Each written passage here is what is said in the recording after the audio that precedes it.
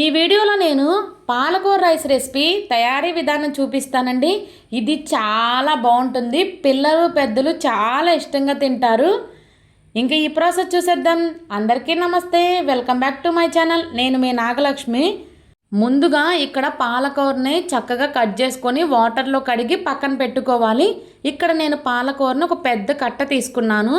తర్వాత ఇక్కడ బియ్యాన్ని నానబెట్టుకోవాలి. దానికోసం నేను ఇలా ఈ కప్పుతో 2 కప్పుల రైస్ని తీసుకున్నాను. అలానే బాస్మతి రైస్ని తీసుకున్నాను. ఇప్పుడు పెసరపప్పును తీసుకోవాలి. పెసరపప్పు క్వాంటిటీ ఎలా ఉండాలంటే మనం 1 కప్పు రైస్కి 1/2 కప్పు పెసరపప్పు అనేది ఉండాలి, క్వాంటిటీ అనేది.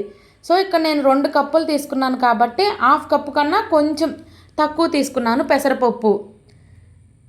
ఇప్పుడు ఇంకా దీనిని చక్కగా శుభ్రంగా కడిగి ఇంకా వాటర్ వేసి నానబెట్టేసుకోవాలి. రైస్ నేను మరీ ముందేమీ నానబెట్టట్లేదు, ఒక 10 నిమిషాల ముందు నానబెడుతున్నాను అంతే. ఇప్పుడు తర్వాత ఇలా పొయ్యి మీద ఒక కుక్కర్ని పెట్టుకొని దానిలోకి ఆయిల్ యాడ్ చేసుకోవాలి.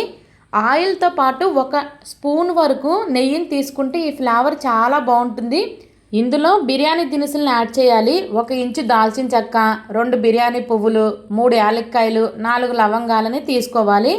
అలానే 2 బిర్యానీ ఆకుల్ని యాడ్ చేసుకోవాలి. అలానే ఇందులో 1/2 స్పూన్ వరకు జీలకర్ర యాడ్ చేసుకోవాలి. వీటిని కలిపి కొద్దిగా వేగనివ్వాలి.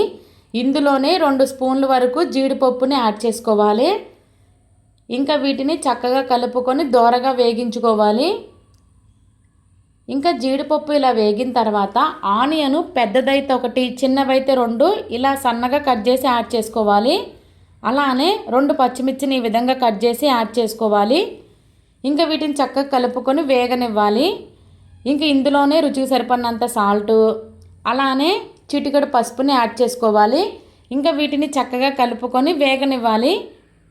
ఇంకా ఆనియన్స్ ఇలా ఒక 50% ఫ్రై అయిన తర్వాత దీనిలోకి టమాటాలు, పెద్ద టమాటాను 1 ఇలా చిన్న చిన్న ముక్కలుగా కట్ చేసి యాడ్ చేసుకోవాలి. ఇంక ఈ టమాటాలను కూడా కొంచెం ఉడకనివ్వాలి. ఇంక ఈ టమాటాలు కూడా కొంచెం ఉడికిన తర్వాత దీనిలో మనం కట్ చేసుకొని పక్కన పెట్టుకున్న పాలకూరని వాటర్ ఏమీ లేకుండా ఇందులో యాడ్ చేసుకోవాలి. ఇక్కడ మనం వేసిన ఈ పాలకూర అనేది ఇందులో ఉన్న పచ్చిదనం అంతా పోయి చక్కగా వేగేంత వరకు వేగించుకోవాలి. ఈ పాలకూర ఎంత బాగా వేగితే ఈ రైస్ అంత టేస్టీగా ఉంటుంది, లేకపోతే పచ్చివాసన వస్తుంది. ఇంక ఇది త్వరగా వేగడం కోసం ఇలా మూతను పెట్టి మగ్గించుకోవాలి. మధ్య మధ్యలో ఇలా మూతను తీస్తా చక్కగా కలుపుకుంటూ ఉండాలి. ఇంక ఇది ఇలా వేగుతున్నప్పుడు దీనిలోకి కొంచెం కరివేపాకుని యాడ్ చేసుకోవాలి. అలానే కొంచెం కొత్తిమీరని కూడా యాడ్ చేసుకోవాలి. ఇంకా వీటిని చక్కగా కలుపుకొని ఇంకా మూతను పెట్టేసేసి దీన్ని చక్కగా మగ్గించుకోవాలి. ఇది మొత్తం మగ్గడానికి 3 to 5 మినిట్స్ పడుతుంది.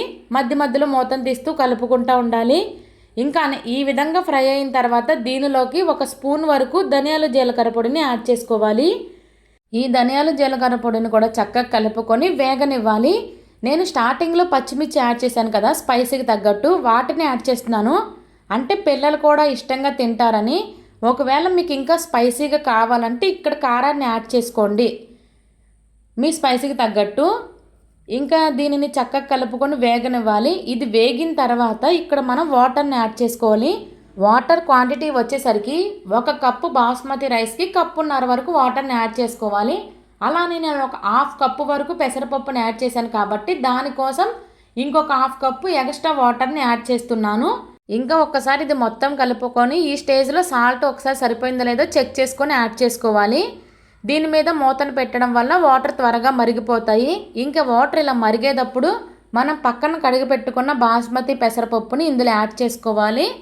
ఇంకా మొత్తం దీనిని చక్కగా కలుపుకోవాలి. దీనిని మొత్తం కలుపుకున్నాక దీనిలోకి కొంచెం కొత్తిమీరని యాడ్ చేస్తున్నాను.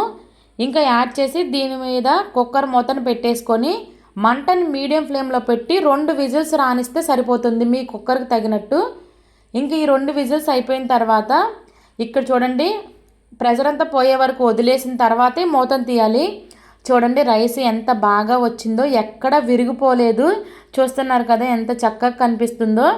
ఇప్పుడు ఒక్కసారి మీరు ఇలా చూస్తున్నారు కదా, ఇలా చూడండి ఎంత మంచిగా ఉడికిందో, అంత మంచి కుక్ అయింది. వెంటనే తీయడం వల్ల ఇలా కొంచెం తడిగా ఉంది. కొంచెం సేపు వదిలేసి మీరు పెట్టుకుంటే చాలా పర్ఫెక్ట్గా వచ్చింది. నేను చెప్పినట్టు ఇలా ట్రై చేయండి, మీకు బాగా నచ్చుతుంది. అంతేనండి, ఈ పాలకూర రైస్లోకి రైతాతో సర్వ్ చేసుకుంటే చాలా చాలా బాగుంటుంది. అంతేనండి, టేస్టీ టేస్టీ పాలకూర రైస్ రెసిపీ రెడీ.